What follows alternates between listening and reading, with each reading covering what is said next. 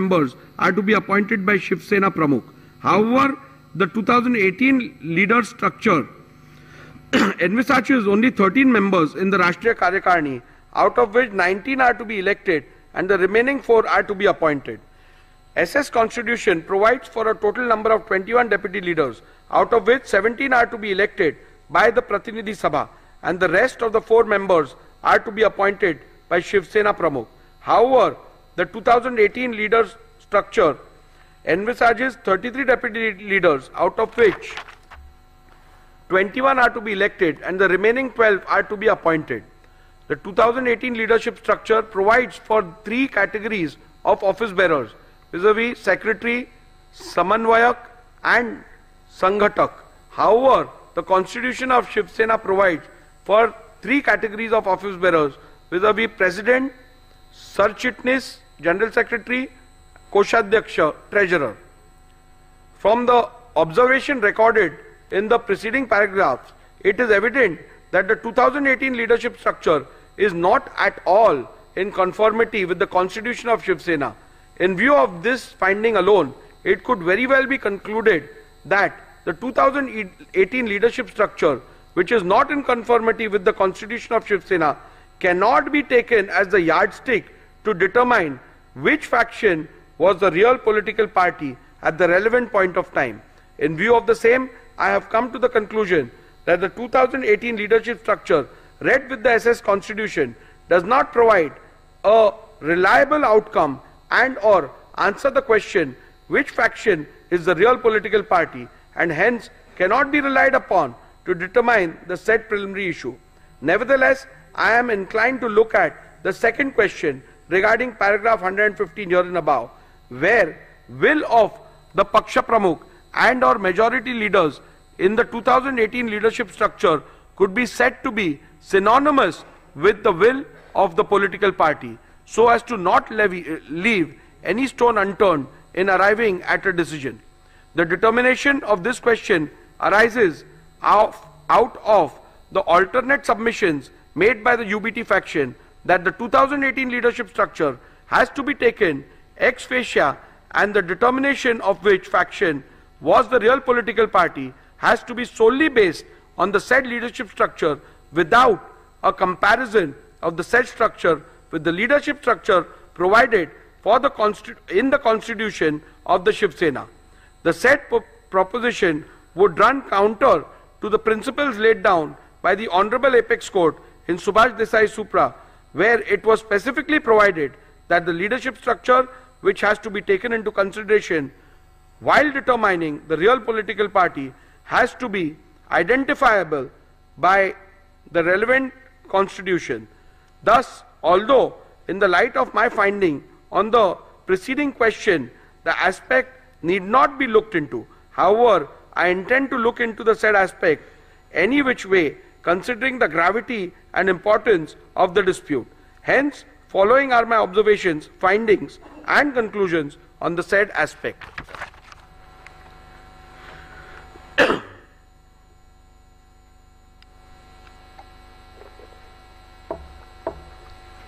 UBT faction has submitted that the decision of the Paksha Pramukh is synonymous with the will of the political party, and thus if there is a rift in the leadership structure, the decision of the Paksha Pramukh constitutes the will of the political party. This proposition is devoid of merit, as I do not find any substance to allow the same. The reason for the same are recorded herein below. The proposition perhaps would have been a valid point if the party president was the sole repository of the decision making with respect of the policy and administration of the party. For analyzing the said submissions, a perusal of the SS Constitution was made. The SS Constitution provided that Rashtriya Karyakarni shall be the highest authority of the party, and its decision in all matters concerning the party policy and party administration shall be final. It is also to be noted that the Paksha Pramukh is only a presiding member of the said highest authority in the party and in no way is the sole repository of decision making in the party. Thus, in view of the same, the submission that the decision and or the will of the Paksha Pramukh is synonymous with the will of the political party cannot be accepted. It would be appropriate to note that the SS Constitution does not even have a post called Paksha Pramukh. However, it was argued by the UBT faction that the nomenclature difference in the 2018 leadership structure and the SS Constitution is not a relevant factor for the purpose of deciding the preliminary issue. Even though I have held in paragraph 117 that 2000 leadership structure is not at all in conformity with SS Constitution, I shall consider this submission. The Constitution of Shiv Sena provides for Shiv Sena Pramukh. The submission of the petitioner that Shiv Sena Pramukh mentioned in the SS Constitution is the same post of Shiv Sena Paksha Pramukh termed in the 2018 leadership structure. By relying on the powers of Shiv Sena Pramukh, it was argued by the UBT faction that he is the authority under the party constitution vested with the powers to remove any member of the party. Thus, it was further argued that an authority who is vested with such power of removal reflects the will of political party with respect to removal of members from and for anti-party activities. However, a complete reading of the said provision in the party constitution reveals that the said submission is factually wrong. The said provision in relation to the powers of Shiv Sena Pramukh clearly provides that such a power is not absolute and it has to be exercised in consultation with the Rashtriya Karyakarni. Further, it has to be noted that such a power is only available to the Shiv Sena Pramukh for the purpose of removal of members mentioned in Article 8, Schedule B of the said Constitution. The said schedule does not deal with leaders of the party. Leaders of the party is given under Schedule A of the said article. Thus, Shiv Sena Pramukh does not have any power to remove any leader of the party. Thus, the submission of the petitioner that Shri Uddhav Thackeray, Vide, letter dated 30/6/2022, had removed Shri Eknath Shinde from the post of Shiv Sena leader cannot be accepted, as such power are not vested with the party president. Hence, on this ground also, the submission that the decision and or the will of the Paksha Pramukh is synonymous with the will of the political party cannot be accepted. If this proposition is accepted, then in a situation where the party president, who is also a legislator, itself defects, then he could simply escape the wrath of the 10th schedule by pleading that his decision is the will of the party. Further, if this proposition is to be accepted, it would mean that no member can ever voice concern against the party president, and the party president might possibly be able to seek disqualification against any member who questions his credibility. This would run contrary to the concept of intra-party dissent. In view of the clear and unequivocal finding of the Honorable Supreme Court at paragraph 183 to 190 of Subhash Desai, I will be falling foul of the judgment of the Honorable Supreme Court in Kyoto Holohan, wherein the constitutional validity of the 10th schedule was itself upheld on the grounds that it is not an anti-dissent law if this proposition is accepted. I shall now proceed to consider whether the will of the majority leaders in the 2018 leadership structure is synonymous with the will of the political party. An alternate submission was made that even if the Paksha Pramukh is not accepted as the repository of the will of the political party, the decision of the leadership structure has to be construed as synonymous with the will of the political party. This proposition is also devoid of merit, and I do not find any substance in it for following reasons. In a circumstance where there is no dispute amongst the leaders identifiable by the constitution of a political party, the proposition would have held water. However, the factual matrix of the present matter is different. This is a matter where there is a dispute within the leadership structure itself. It is to be noted that in the present matter, rival factions have emerged in the legislature party, political party, and thus inevitably amongst leaders of the party as well.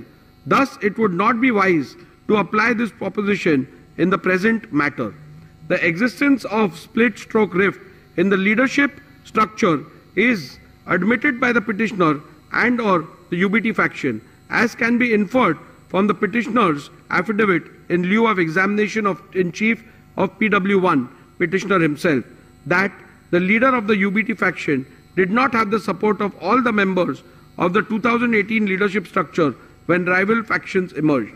Thus, the submission that the decision of the leadership structure has to be construed as synonymous with the will of the political party could have perhaps be applied in a situation where there is a dispute between some members of the party and the elected leadership. In such a case, the leadership of the party could have possibly taken the stand that their decision would have to be taken as the decision and will of the political party until they are so removed from the leadership structure by a mechanism recognized by the constitution of the said political party. However, as I have noted earlier, in the present matter, rival claims have emerged wherein the leadership structure about the leadership within the leadership structure about the leadership itself. In such a situation, one leader's contention that his will is the will of the political party would be contradiction in terms. Thus, when there is a vertical rift in the party and two factions within the said leadership structure emerge as a result of the said rift, leaders of either faction, both Shri Uddhav Thackeray and Shri Eknath Shinde, could equally claim to represent the will of the political party. In that case, it would not be appropriate to take their decision as the decision that carries the will and wish of the political party when the question of which faction is the political party is being considered. There possibly lies one more aspect which could be considered. Does the stand-stroke decision of the majority members of the leaders within the leadership structure, identifiable and appointed according to the constitution of the political party, could be construed as the will and desire of the political party in the event there is a dispute within the leadership structure? For the purpose of answering this question, one must look into the constitution of the political party. In an event where the party constitution provides for a mechanism to resolve a conflict of decision within the leadership structure, then in that case it would have been a guiding factor. However, if the party constitution does not provide for such a mechanism, then in that case it would not be appropriate to say that the decision of the majority leaders would have to be accepted as the one which conveys the will of the political party. This aspect need not be further considered in view of the fact that in any case UBT faction has not placed any material on record or even suggest that any meeting of the Rashtriya Karyakarni was called for where any decision in relation to the real political party was resolved so as to identify the leaders and or the whip who carried the will of the political party. Thus, in the absence of any such material, including any majority decision of the Rashtriya Karyakarni in relation to the real political party, identifying the leader and or the whip who carried the will of the political party would be an impossible task. Any conclusion reached would be without basis in law and evidence of fact. The submission that the UBT faction shall be taken as a real political party is entirely based on the conjuncture that if there will be a decision taken in relation to the political party by Rashtriya Karyakarni, then UBT faction would have had the majority. At this juncture, the petitioner's claim about a meeting purportedly held on 25th June 2022 has to be dealt with. It is the petitioner's case that Rashtriya Karyakarni meeting was held on 25th June 2022 and certain resolutions were passed. In support of this case, petitioner has produced certain resolutions of 25th June 2022. Those documents are disputed by respondents. Mr. Jetmalani, learned counsel for respondent, objected to the said documents being considered on the ground that they were forged and fabricated, and demonstrated this before me by showing two separate documents, one annexed by the petitioner Shri Sunil Prabhu to his affidavit in lieu of examination of in chief, and the other set of the same documents which are annexed to the Supreme Court Convenience Compilation Volume 2. In the first set of documents annexed to the affidavit in lieu of examination in chief, termed as minutes of the meeting of Rashtriya Karyakarni, and purportedly 7 resolutions passed in the said meeting. In none of the resolutions there is any signature of any person whose name are shown on the said document. Only on page 105 of Sri Sunil Prabhu's affidavit in lieu of examination in chief, there is a sole signature of Sri Vinayak Raut, who is shown as Shiv Sena secretary. The perusal of the said document shows that the meeting was termed as Rashtriya Karyakarni. In the second set of documents, which are annexed to the Supreme Court Convenience Compilation Volume 2, the resolutions are shown on different pages, and they are not part of any minutes which was annexed to the affidavit in lieu of examination in chief of Sri Sunil Prabhu. These resolutions are shown on the letterhead of Shiv Sena, Rashtriya Karyakarni Baitak into bracket Pratinidhi Sabha. Petitioner relied on these documents to show that 7 resolutions have been passed, but in none of these documents there is even a single signature, save and except for signature of 2 persons. The name mentioned as proposer and seconder are not even members of Rashtriya Karyakarni, like Sri Rahul Shevaye, who is not a member of Rashtriya Karyakarni, who has stepped into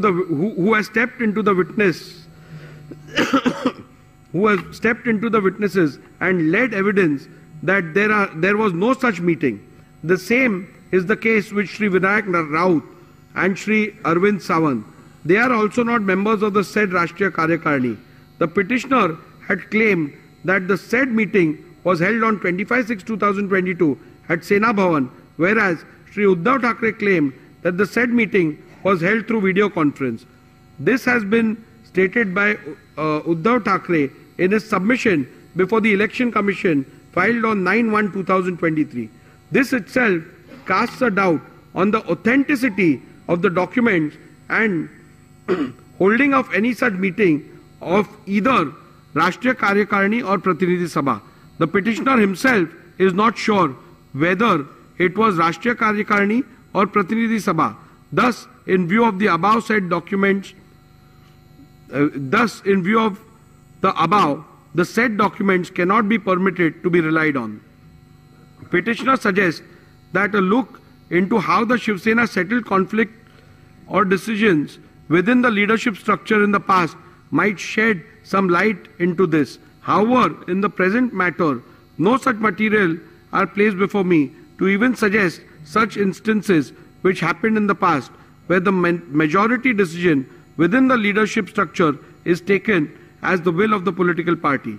It is to be also noted that the petitioner has neither placed nor provided any material to show that historically the decision of the majority within the leadership structure is taken to be the final decision of the political party whenever there was a conflict of decision within the leadership structure.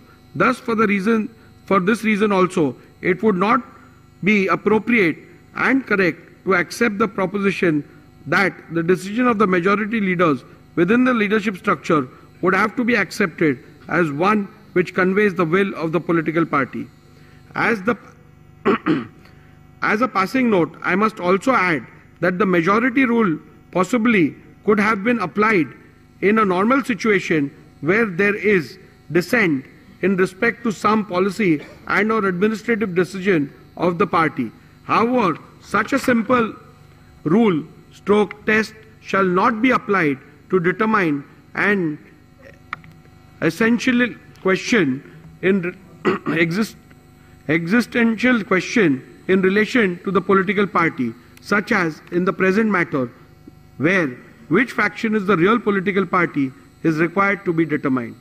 Thus, in view of the decisions recorded herein above, I am not inclined to accept submissions of the UBT faction that will of the majority leaders in the 2018 leadership structure is synonymous with the will of the political party.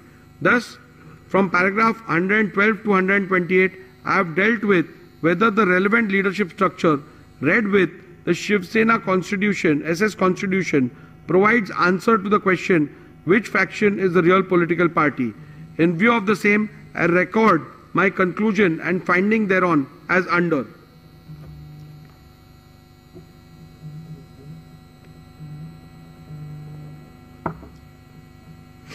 The 2018 leadership structure is not at all in conformity with the constitution of Shiv Sena and thus does not provide a reliable outcome and or answer to the question which faction is the real political party and hence cannot be relied upon to determine the preliminary issue.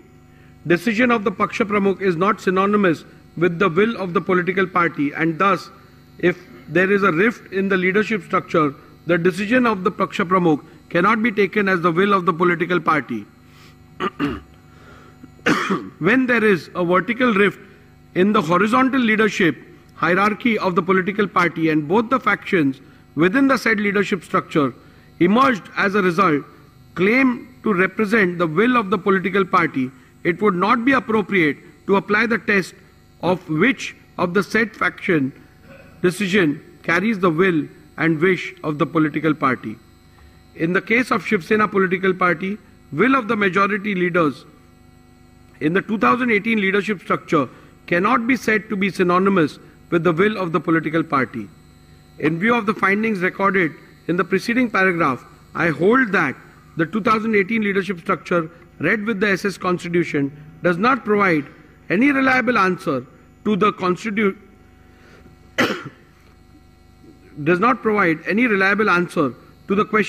which faction is the real political party and consequently the 2018 leadership structure cannot be yardstick to determine which faction is the real political party.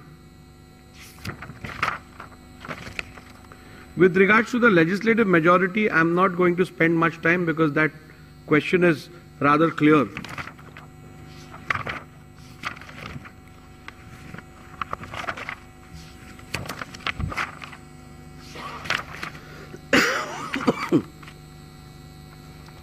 In view of the above observations and findings, I hold as follows.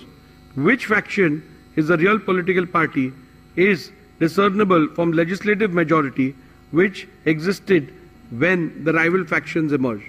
Legislative majority which existed when the rival factions emerged can be discerned and or inferred from 1. The Shinde faction resolution dated 21st June 2022 and 23rd June 2022 available on record of the Legislature Secretariat and the admitted position which can be inferred from the initiation of petitions against 38 legislators of Shinde faction by the UBT faction. Shinde faction had an overwhelming majority of 37 out of 55 MLAs with the when the rival faction emerged. From my analysis, observations, conclusions and findings recorded in paragraph 82 to 144 herein above, I hold that Shinde faction was the real Shiv Sena political party when rival factions emerged on 21st June 2022.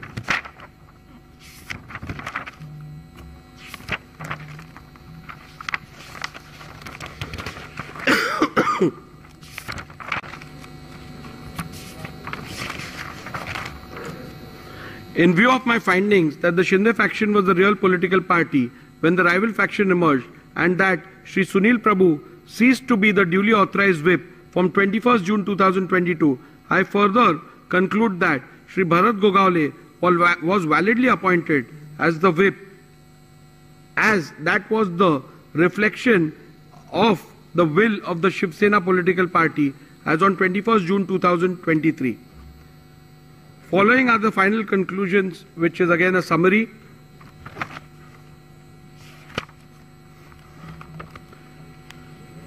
Have the respondents incurred disqualification in terms of paragraph 21A of the 10th schedule of the Constitution on account of their acts, omissions and conduct?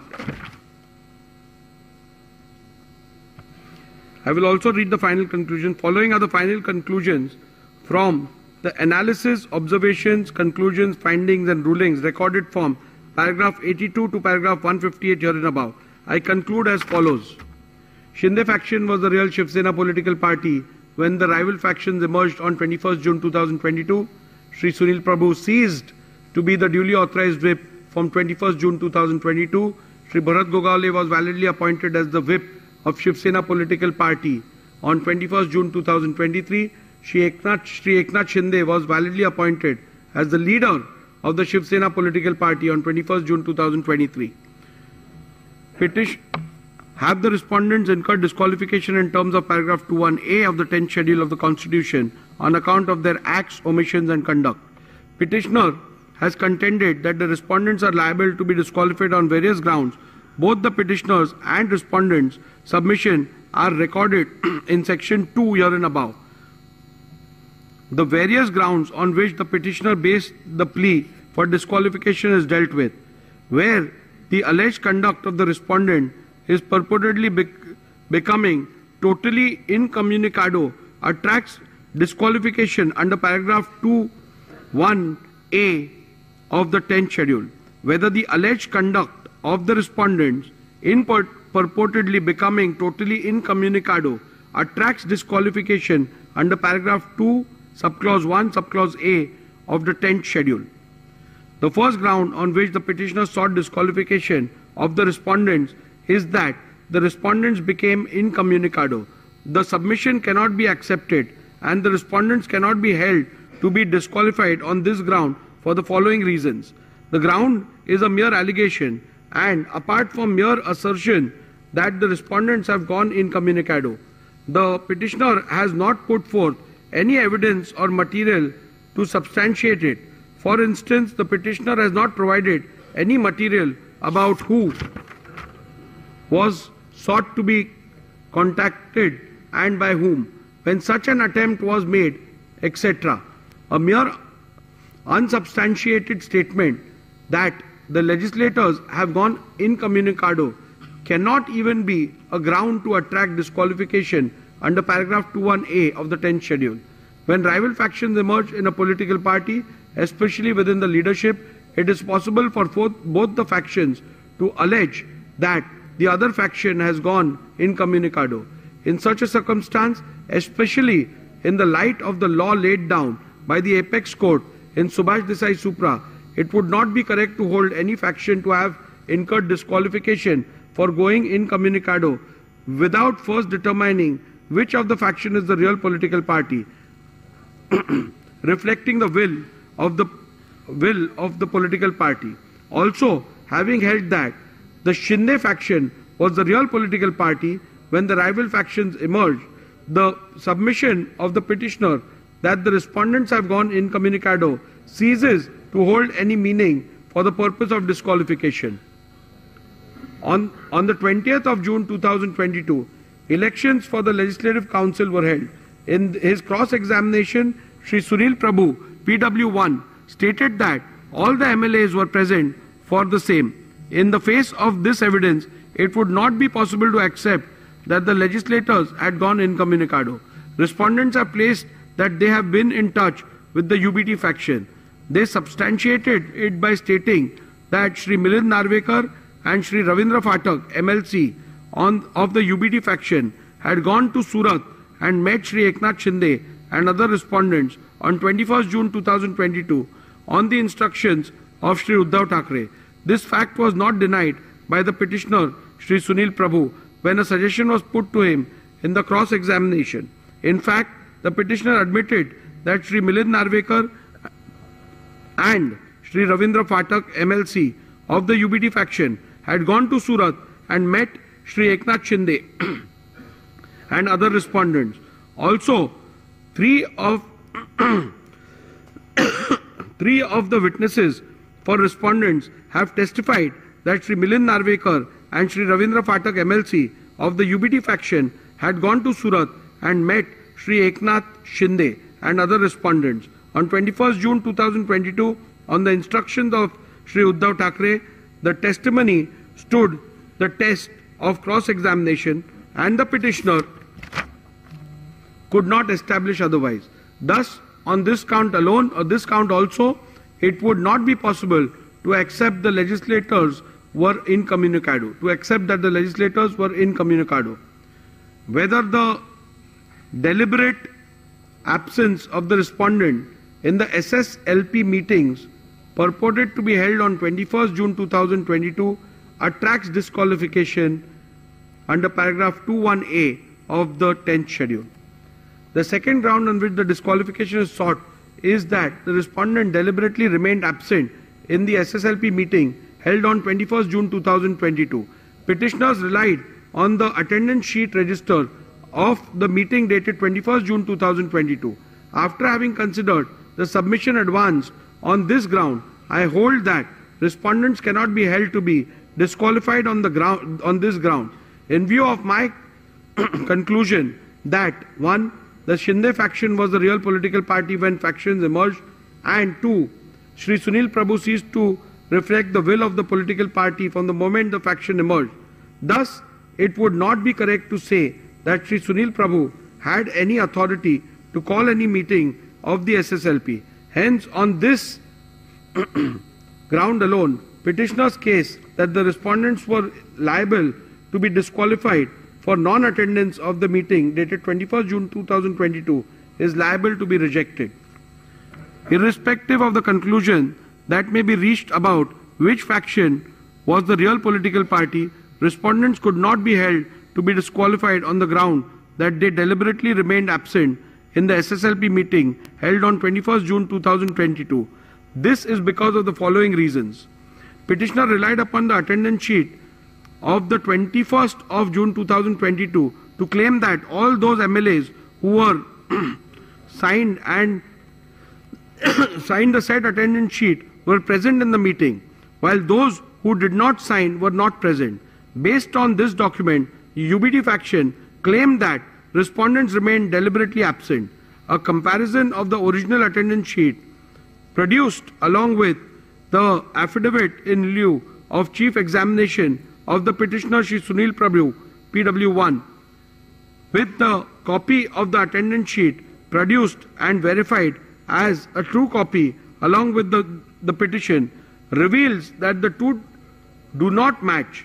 There are glaring discrepancies. The copy claimed to be the original of the said attendance sheet has a handwritten date of 21st June 2022, whereas the copy verified as the true copy of the original produced along with the petition does not have it. Further, Shri Sunil Prabhu stated in his cross-examination that the documents relied as the attendance sheet was in fact a register of MLAs to whom the whip of 21st June 2022 was served and received.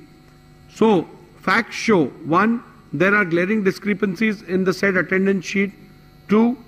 The statements of Shri Sunil Prabhu shows the document relied upon as attendance sheet of MLA present on 21st June 2022 is in fact a register of service and receipt of the whip dated 21st June 2022 of the MLAs.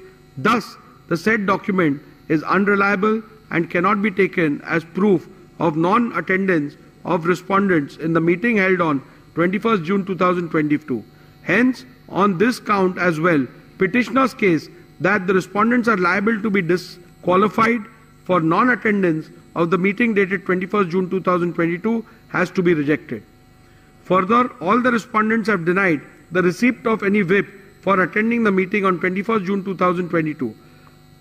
Countering this, petitioner Shri Sunil Prabhu in his affidavit in lieu of examination in chief, stated that the whip for 21st June 2022 meeting was sent via WhatsApp by Shri Manoj Harishchandra Chaugle to Shri Prabhakar Kaye, PA of Shri Eknath Shinde. In the cross-examination of Shri Sunil Prabhu stated that the whip was sent via WhatsApp to all the respondents, who according to him were not traceable. However, petitioner has not offered any statement or any material to even suggest that such WhatsApp messages were sent to other respondents. Thus, the petitioner has failed to establish that whip/notice was served upon the respondents in petition number 2/215, directing them to attend the meeting on 21st June 2022. As to the service of whip on Shri Eknath Shinde, the only material produced by the petitioner is an alleged screenshot of the WhatsApp message sent by one Shri Manoj Harishchandra Chaugle to one Shri Prabhakar Kaye. This does not constitute proof of any notice whip was served upon Shri Eknath Shinde, directing him to attend the meeting on 21st June 2022. Further, a perusal of the aforementioned WhatsApp message allegedly sent to the PA of Shri Eknath Shinde shows that the said message was sent at 12:31 p.m. on 21st June 2022 for a meeting which was allegedly scheduled for 12:30 p.m. Thus, it is abundantly clear that none of the respondents were ever served any notice whip for the alleged meeting dated 21st June 2022. Hence, on this ground alone, also, petitioner's case that the respondents were liable to be disqualified for non-attendance of the meeting dated 21st June 2022 must be rejected. The third ground on which the disqualification of respondent is sought is that the respondents deliberately remained absent in the SSLP meeting held on 22nd June 2022. Petitioner relied on the attendance sheet register of the meeting dated 22nd June 2022. After having considered the rival submissions, I hold that respondents cannot be held to be disqualified on this ground in view of my conclusion that 1. The Shinde faction was the real political party when rival factions emerged. 2. Shri Sunil Prabhu ceased to reflect the will of the political party from the moment rival factions emerged. Thus, it would not be correct to say that Shri Sunil Prabhu had any authority to call any meeting of the SSLP. Hence, on this ground alone, petitioner's case that the respondents were liable to be disqualified for non-attendance of the meeting dated 22nd June 2022 must be rejected. Again, even if I was to take different view about which faction was the real political party, still the respondents could not have been held disqualified on the grounds that respondent deliberately remained absent in the SSLP meeting held on 22nd June 2022 for the following reasons. I am unable to accept the petitioner's submission that non-attendance of the SSLP meeting would make the respondents liable to be disqualified under paragraph 2(1)(a) of the 10th schedule. I am of the view that non-attendance of party meetings, including legislature party meetings, would not attract disqualification under paragraph 2(1)(a) of the 10th schedule of the Constitution. Such an action cannot indicate that the members have voluntarily given up his membership of the political party. Not attending party meeting and voicing a difference of opinion outside the House are matters between the members and his party and have nothing to do with clause 2(1)(a) of the 10th schedule. Non-attendance of the meeting can at the most be termed as an act of dissent within the party. If viewed as a form of expression, it would be protected by freedom of speech and expression, which includes dissent and is not only an integral part of fundamental rights under Article 14, 19 and 21 of the Constitution, but is an aspect of the basic structure of the Constitution also. Therefore, even if the alleged non-attendance is seen as an expression of dissatisfaction, it cannot be treated as conduct attracting disqualification within the purview of paragraph 2(1)(a) of the 10th schedule. Further, I find the petitioner's reliance on Shriman Bayasaheb Patil versus Karnataka Legislative Assembly 2020 2 SCC 595 is misplaced, as in that matter the disqualification was not only on the grounds of non-attendance of a party meeting but was found to attract disqualification when considered with the surrounding circumstances, such as non-attendance of the assembly session along with non-attendance of meetings. Petitioner relied upon the attendance sheet of the 22nd June 2022 to claim that all those MLAs who had signed the said attendance sheet were present in the meeting, while those who did not sign were not present. Based on this document, UBD faction claimed that respondents remained deliberately absent.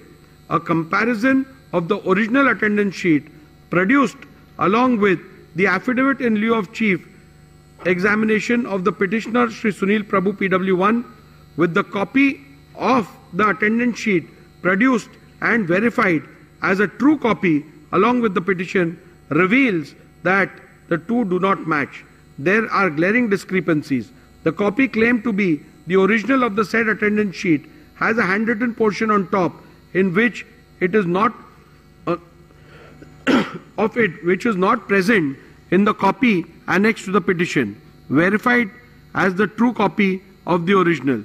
The original of the said attendance sheet has 17 signatures, and in the copy annexed in the petition, verified as true copy of the original, has only 15 signatures. Thus, glaring discrepancies in the said attendance sheet makes the said document unreliable and hence cannot be taken as proof of deliberate non-attendance of respondents in the meeting held on 22nd June 2022. Hence, on this count as well, petitioner's case that the respondents are liable to be disqualified for non-attendance of the meeting dated 22nd June 2022 is liable to be rejected. In view of my conclusions reached above and the findings that the Shinde faction was the real political party when rival factions emerged, it would not be correct to say that respondents have incurred disqualification under paragraph 21A and the 10th schedule by passing the resolution dated 21st June 2022. Hence, on this ground alone, petitioner's case that the respondents are liable to be disqualified for passing the resolution dated 21st June 2022 must be rejected. The next ground on which disqualification of respondents is sought is that the respondents acted in concert with BJP. This ground is a mere allegation, and apart from the mere statement that the respondents have acted in concert with the BJP, the petitioner has not provided any material to substantiate the same. Thus, a bald, unsustained statement that the legislators have acted in concert with the BJP cannot be a ground to attract disqualification under paragraph 21A of the 10th schedule. The next ground on which the petitioner seeks the respondents' disqualification is that they made anti-party, anti-coalition statements. Again, this ground is a mere allegation, and apart from a mere statement that the respondents have made anti-party, anti-coalition statements, the petitioner has not provided any material to substantiate the same. Newspaper/media reports relied on the petitioner cannot be taken as conclusive evidence of anti-party activities. It can at most be only considered hearsay. Thus, a mere unsubstantiated statement cannot be ground to attract disqualification under paragraph 21A of the 10th schedule. In conclusion, I would like to make some observations about dissent, indiscipline, and what acts as indiscipline would attract disqualification under the 10th schedule. If some member or members in a given case go overboard and make some statements or do some acts which may be considered indiscipline, it would be for political party to deal with them appropriately. Looking at the degree and gravity of the indiscipline, the concerned member may be censored, admonished, or reprimanded. or given a mere extreme punishment such as suspension or expulsion from the party as may be warranted by party rules. The 10th schedule is not intended as a device to be used for imposing intra-party discipline, much less for administering the party. No party leadership can use the provisions of the 10th schedule as a deterrent to stifle the collective dissent of large number of members by threatening them with disqualification under the 10th schedule. In a given case, when a tussle for leadership arises between leaders in a political party, the elected members, as indeed the common party workers, usually cannot remain mute onlookers. They are compelled to choose sides. Wherever, whatever else may be the consequences of this action or inaction, the parties cannot expect that the high office of the Speaker can be used to eradicate opposition or quell dissent in party ranks by employing the mechanism of the 10th schedule. In any case, the Speaker has no role to play in this game of political tussle between warring party leaders. The Speaker merely goes to the letter of the law and the spirit behind introduction of penal consequences in the 10th schedule, which in my considered view is to preserve the democratic foundations of the legislature or the parliament. I must keep in mind this object underlying the 10th schedule and ensure that the dispute falls within the provisions of paragraph 21A and B, and that his powers are not sought to be invoked with ulterior motives for party gain. In view of my conclusions and findings recorded herein above, petition number 1 to 16 of 2022 are hereby dismissed.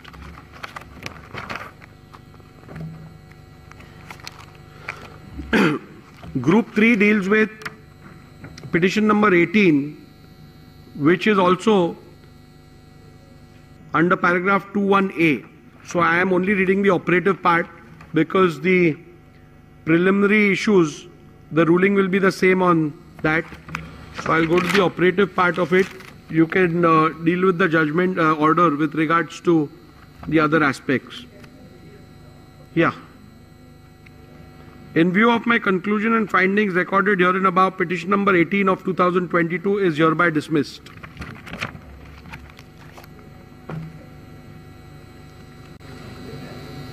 Group 4, petition number 19, which is filed by legislator belonging to the UBT faction under 21B, challenging the defiance of whip in the Speaker's election.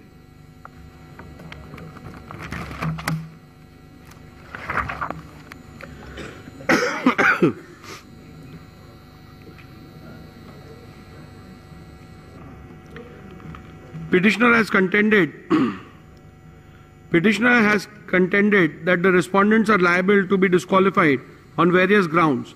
Both the petitioners and respondents' submission are recorded in section 2 herein above. However, the prayer for disqualification in the present petition is restricted to the alleged violation of whip dated 2nd July, allegedly issued by the petitioner in respect of the election of the Speaker held on 3rd July 2022.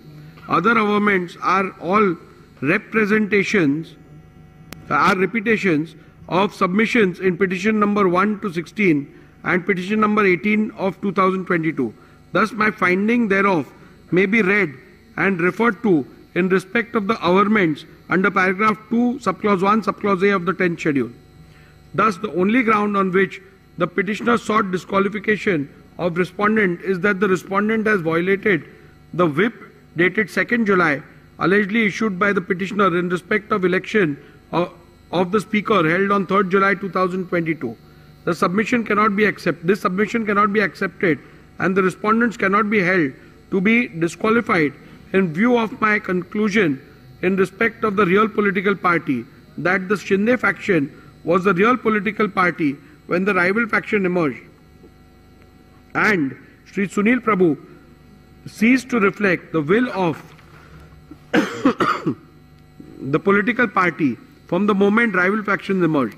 Thus, it would not be correct to say that Shri Sunil Prabhu has any authority to issue any whip on 2nd June 2022. Hence, on this ground alone, petitioner's case that the respondents are liable to be disqualified for violation of whip dated 2nd July 2022 must be rejected.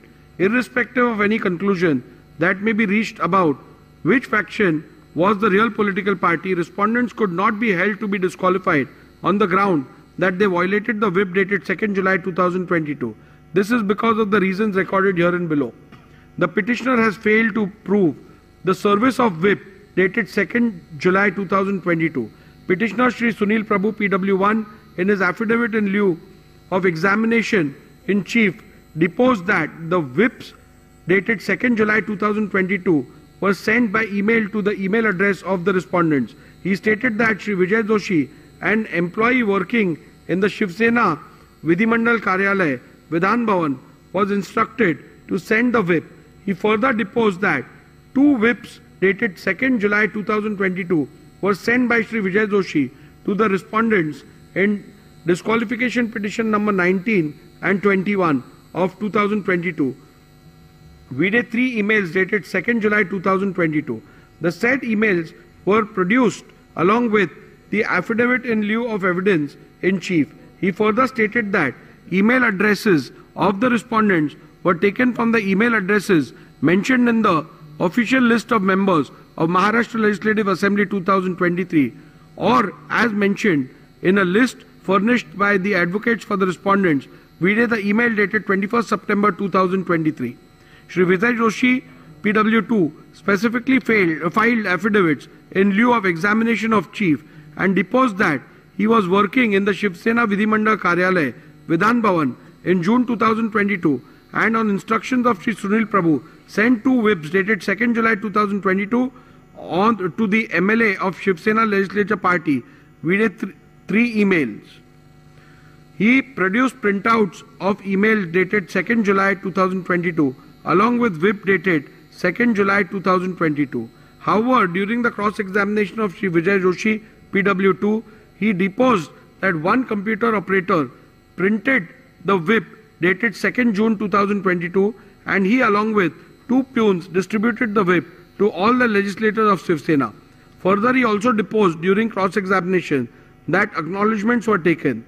Thus, the witness who was specifically brought to depose in respect of the service of whip dated 2nd July 2022 made extremely contradictory statements in the affidavit in lieu of examination in chief and during cross-examination. Further, it is to be also noted that the acknowledgement talked about by Shri Vijay Joshi, PW2, were never brought on record. Coupled with the above facts, respondents have demonstrated how some of the email IDs in the printout of the email produced by Shri Vijay Joshi are wrong. In view of the above, I hold that petitioner has not been able to establish the service of whip dated 2nd July 2022 and thus petitioner's case that the respondents were liable to be disqualified for violation of whip dated 2nd July 2022 must be rejected. Rule 3 subclause 5 of the members of Maharashtra Legislative Assembly disqualification on the grounds of defection rule 1986 provides that where a member belonging to any political party votes or abstains from voting in the assembly contrary to the directions issued by such political party or by any person or authority authorized by it in this behalf without obtaining in either case the prior permission of such political party, person or authority, the leader of the legislative party concerned, or shall as soon as may be thereafter and in any case within 30 days from the date of such voting or abstention inform the speaker as in form 2 whether such voting or abstention has or has not been condoned by such political party, persons or authority. From the record of the Legislature Secretariat, it is seen that the petitioner and or UBD faction has not complied with this rule. Thus, on this ground also, petitioner's case that the respondents were liable to be disqualified for violation of whip dated 2nd July 2022 must be rejected. The Honorable Supreme Court in Kyoto Holoan and others at paragraph 123 SCC has held that, keeping in view the consequences of the disqualification, i.e. termination of the membership of a house, it would be appropriate that the directions or whip which results in disqualification under paragraph 21b is so worded as to clearly indicate that voting or abstaining from voting contrary to the said direction would result in incurring the disqualification under paragraph 21b of the 10th schedule, so that the member concerned has foreknowledge of the consequences following from the conduct in voting or abstaining from voting contrary to such a direction. A perusal of the whip dated 2nd June 2022 shows that the whip dated 2nd June 2022 does not contain any words which would indicate that the said whip, if not allowed, would result in the disqualification. Thus, on this count as well, petitioner's case that the respondents were liable to be disqualified for violation of the whip dated 2nd June 2022 must be rejected. At this juncture, I intend to look into respondent's submission that a whip cannot be issued in an election to the post of speakers has to be considered, even though the learned counsel for the petitioner submitted that in normal course of events no whip is issued for the election of the post of the speaker, but he submitted that the election held on 3rd July 2022 was not in normal course, but it was crucial event linked to the sustenance of the government. Petitioner further submitted that in any election where a candidate has been set up by the political party, then in that case the directions of the political party are binding on the legislator in important elections. At the outset itself, I must state that the record that the petitioner's submission that in a speaker's election candidates are set up by a political party is factually wrong. As a convention, the candidates are not usually seen as candidates set up by political party.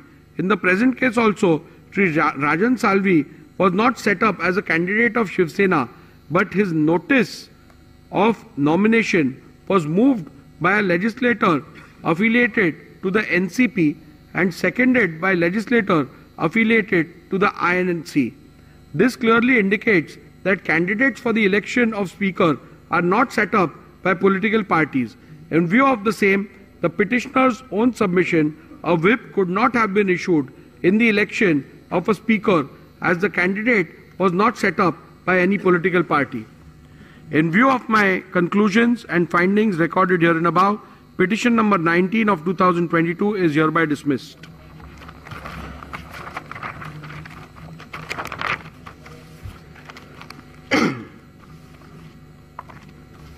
Petition number Group 6, which consists of petition number 21, again filed by a legislator belonging to the UBT faction, under 2(1)(b) for defiance of whip issued during the confidence motion.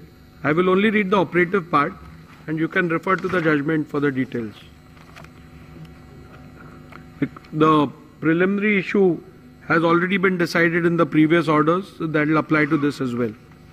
In view of my conclusions and findings recorded here and above, petition number 21 of 2022 is hereby dismissed.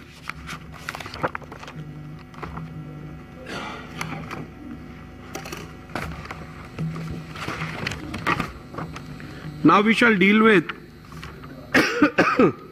Group 5, being petition number 22 to 24, which have been filed by legislator belonging to the Shinde faction under paragraph 2(1)(a) and paragraph 2(1)(b) of the 10th schedule of the Constitution of India.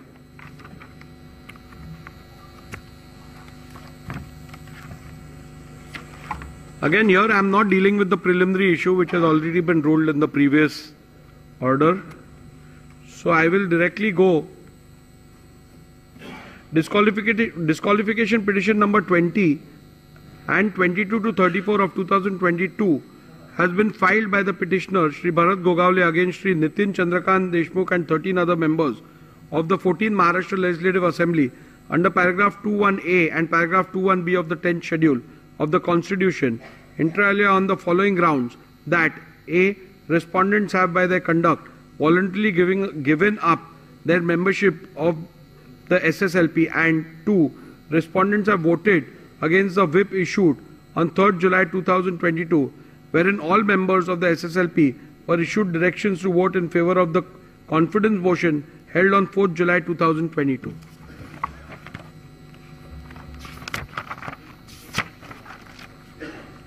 I'll straight away go to my analysis, observations and findings. The issue as to which faction was the real political party when the rival factions emerged and who was the duly authorized whip and the leader has been extensively discussed and decided in disqualification petition 1 to 16, group number 1. Since the genesis of both this group and the said group is the same, the preliminary issue is common. Thus, the said decision on preliminary issue decided in disqualification petition number 1 to 16 of 2022 be read as the decision hereindunder. Petitioner has contended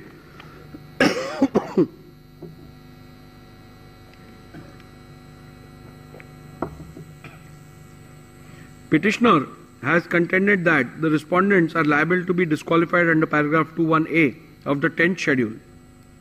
This submission cannot be accepted and the respondents cannot be held to be disqualified on the grounds for the reasons that this ground is a mere allegation, and apart from mere assertion that the respondents have voluntarily given up the membership of SSLP, the petitioner has not put forth any evidence or material to substantiate it.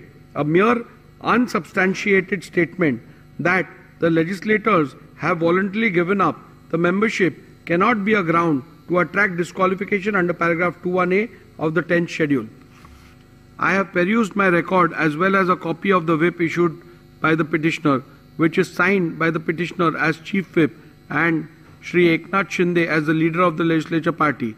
Though the petitioner tried to show that the said whip was served and delivered on the respondents, the petitioner has failed to prove the service of the whip on each and every MLA of Shiv Sena. I have also examined in detail the cross-examination of the petitioner, Shri Bharat Gogaole, and have found major inconsistency in the answers regarding physical service of the whip, and therefore this evidence cannot be accepted.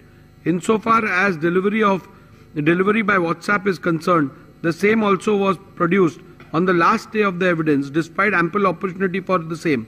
Even the pleadings filed by the petitioner are silent on the issue of service. In these circumstances, it will not be justifiable for me to take on record a document purporting to be a screenshot of WhatsApp messages which were admittedly sent through a third person mobile number, i.e. one Mr. Santosh Kadam, who also did not step into the witness box. Thus, petitioner's plea to disqualify respondents cannot be accepted. The Honorable Supreme Court in Kyoto Holyan at paragraph 123 SCC has held that, keeping in view the consequences of the disqualification, termination of the membership of a house, it would be appropriate that the decision of whip which results in such disqualification under paragraph 21B is so worded as to clearly indicate that voting or abstaining from voting contrary to the said directions would result in incurring the disqualification under paragraph 21B of the 10th schedule, so that the member concerned has foreknowledge of the consequences following from his conduct in voting or abstaining from voting contrary to such a direction. A perusal of the whip dated 3rd July 2022 shows that it does not contain any words which would indicate that the said whip, if not allowed, would result in disqualification. Thus, on this count as well, the petitioner's case that the respondents are liable to be disqualified for violation of whip dated 3rd July 2022 must be rejected. Rule 3 subclause 5 of members of Maharashtra Legislative Assembly disqualification on grounds of defection rule 1986 provides that where a member belonging to any political party votes or abstains from voting in the assembly contrary to any directions issued by such political party or by any person or authority authorized by it in this behalf without obtaining in either case the prior permission of such political party, person or authority, the leader of the legislature party concerned, or shall as soon as may be thereafter and in any case within 30 days from the date of such voting or abstinence inform the speaker as in form 2 whether such voting or abstinence has or has not been condoned by such political party, person or authority. From the records of the legislature secretariat, it is seen that the petitioner has not complied with this rule. Thus, on this ground also petitioner's case that the respondents are liable to be disqualified for violation of whip dated 2nd July 2022 must be rejected. In view of my conclusion, the findings recorded herein above, petition number 20 and 22 to 34 of 2022 are hereby dismissed.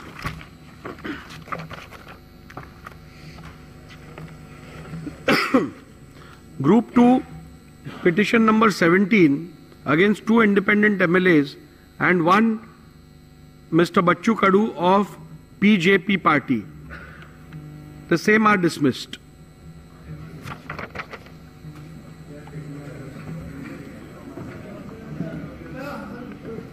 Yeah, you can apply for certified copies. We'll provide you with a mail as well as hard copies.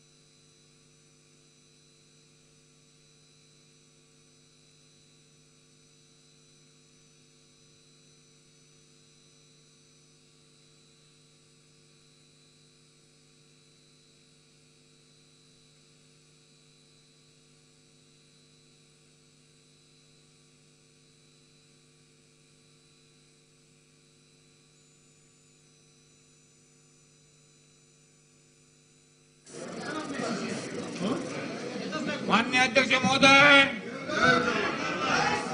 अध्यक्ष महोदय.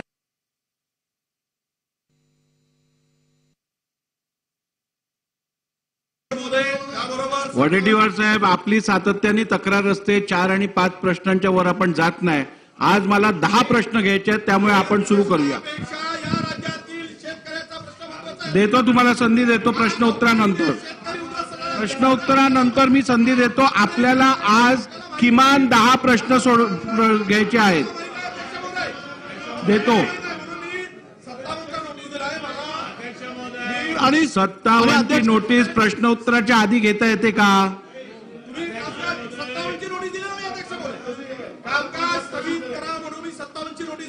बोला. 1 minute. अध्यक्ष महोदय. हा बोला. अध्यक्ष महोदय, या सभागृहातले सर्व अधिकाधिक सदस्य हे शेतकरी आहेत. अध्यक्ष महोदय, महाराष्ट्रातील कालही उपमुख्यमंत्री मुख्यमंत्री महोदय बांधावर जाऊन आले. त्यांना वस्तुस्थिती सगळी माहिती झाली असेल.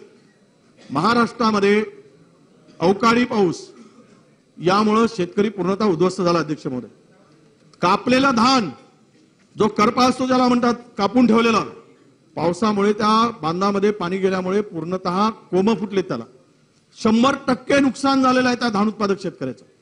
कापूस उत्पादक शेतकऱ्याचं नुकसान झालं. अध्यक्ष महोदय, 7.5 लाख हेक्टर जमीन शेती या अवकाळीच्या पावसामुळे उद्ध्वस्त झाली, पूर्णतः होत्याचं नव्हतं झालं. अध्यक्ष महोदय, आणि यामुळं या विदर्भातील असेल किंवा मराठवाड्यातील अध्यक्ष महोदय